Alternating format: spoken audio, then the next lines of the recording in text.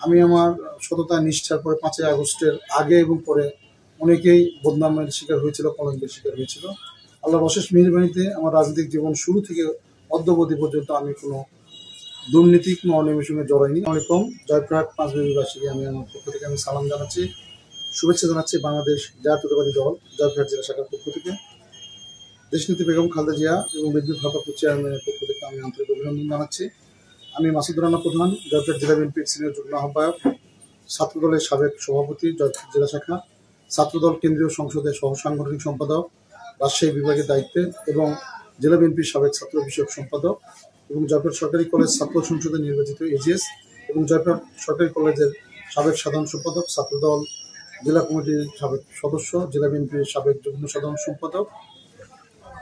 আর আমি বিএনপির একজন কর্মী, জিয়া পরিবারের একজন খাদেম। এটাই আমার পরিচয়। আমার বাবা মোজার আলী প্রধান জয়পুরহাট জেলা বিএনপির দীর্ঘ 30 বছরের প্রেসিডেন্ট ছিলেন এবং তিনি জয়পুরহাট জেলা বিএনপির সর্বশেষ 2008 সালে জাতীয় সংসদ নির্বাচনে জয়পুরহাট 5 এক আসন থেকে তিনি জনগণের ভোটে নির্বাচিত সাবেক সংসদ সদস্য ছিলেন। আমার বাবা সাবেক কেন্দ্রীয় বিএনপির সহকর্মী বিষয়ক সম্পাদকের দায়িত্ব পালন করেছে এবং বিভিন্ন দায়িত্ব পালন করেছে। আমি তারই সন্তান মাসুদুর রহমান প্রধান। আসলে নিজের বিচারটা নিজে করা খুব কঠিন।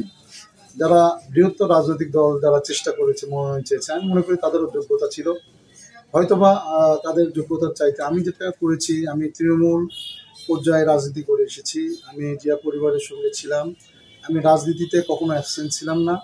অনেকে নির্বাচন কেন্দ্রিক রাজনীতি করে, আমি দল কেন্দ্রিক, জনগণ কেন্দ্রিক, সাধারণ মানুষকে নিয়ে চিন্তা চেতনা করি।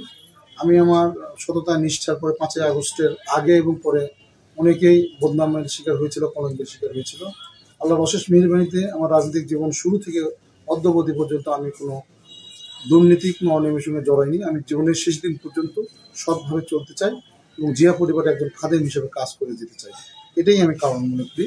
আর জিয়া পরিবারের সকল আন্দোলন সংগ্রামে রাজপথের সামনে থেকে নেতাকর্মী নিয়ে আমি সকল আন্দোলন সংগ্রামে সক্রিয় ছিলাম এবং বারবার ক্রসফায়ার হুলিয়া নিয়ে এই জয়পুরহাটের রাজপথে আন্দোলন সংগ্রাম করেছি, রাজপথে রক্তাক্ত হয়েছি, নেতাকর্মীকে ফেরে যায়নি, নেতাকর্মী আমাকে ছেড়ে যায়নি, জয়পুরহাটবাসী আমাকে ছেড়ে যায়নি।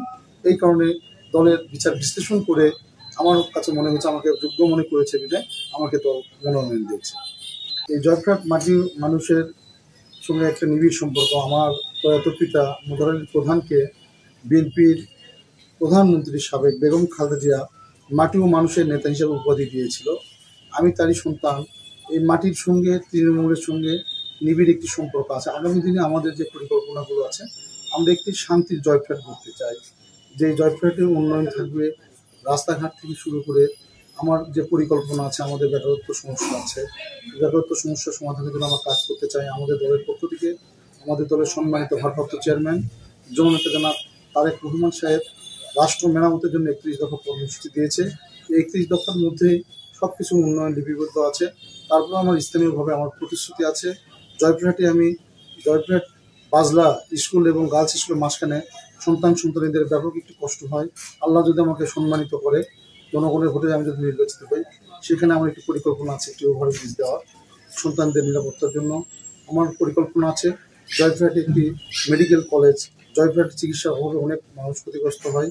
এই জয়পুরহাট আধুনিক হসপিটালের পাশাপাশি একটি মেডিকেল কলেজ করার পরিকল্পনা আছে এবং জয়পুরহাট উন্নয়নের জন্য এখানে ব্যাপক একটি চাহিদা আছে। পাইপলাইনে গ্যাসের দাবিতে আমরা ইতিপূর্বে আন্দোলন করে এসেছি। বেগম খালেদা জিয়ারও প্রতিশ্রুতি ছিল আগামী দিনে বিএনপি রাষ্ট্র ক্ষমতায় আসলে এখানে পাইপলাইনে গ্যাস দিবে, এই গ্যাসের মাধ্যমে শিল্পের উন্নয়ন হবে, আমাদের পরিবারের সদস্যদের জ্বালানি সহ অন্যান্য উন্নয়ন কর্মকাণ্ড হবে। এবং আমার যেটা মূল পরিকল্পনা, এই শহরটি শান্তিপূর্ণ করার জন্য আমাদের রাস্তাঘাটে যে যানজট আছে, যানজটটা নিরসনের জন্য আমরা চাই বাইপাস সড়ক নির্মাণ করতে চাই এবং জয়পুরহাট যে সমস্ত সংকট আছে, আমাদের ছেলেপেলেদের বেকারত্বের জন্য মাদকের একটা বিরাট একটা সংকট আছে আমাদের জয়পুরহাটে। আমরা কাউন্সিলিংয়ের মাধ্যমে ছেলে মেয়েদেরকে উদ্বুদ্ধ করব, আমরা খেলার মাঠে ফিরিয়ে নিয়ে আসবো, জয়পুরহাটকে মাদক মুক্ত করব, সন্ত্রাস মুক্ত করব, চাঁদাবাজ মুক্ত করব এবং জয়পুরহাট একটি সোনার একটি জয়পুরহাট আমি ইনশাল্লাহ উপহার দেবো জয়পুরহাটবাসীকে। এটা আমার প্রত্যাশা।